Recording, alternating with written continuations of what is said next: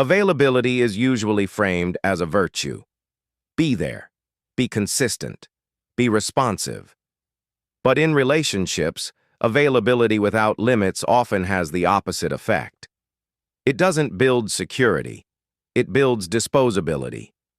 When someone knows you're always accessible, always ready to respond, always willing to adjust, always prioritizing them, your presence loses urgency.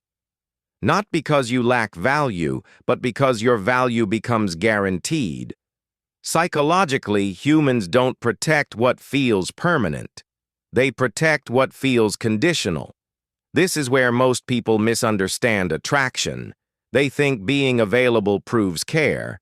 It does. But it also removes friction. And friction is what makes attention focus.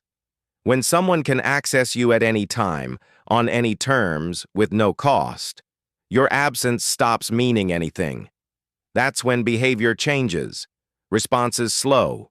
Effort drops. Consideration fades, not out of cruelty, out of adaptation.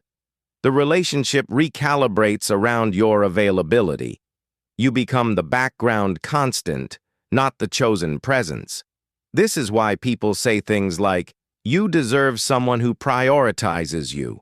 What they actually mean is, you were prioritizing too much.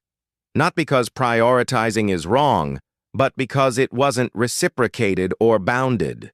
Availability is only attractive when it's chosen, not automatic.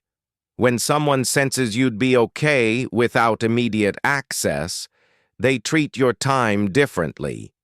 When they sense you're waiting, they don't need to. That's the uncomfortable truth. Being disposable doesn't mean you were unimportant.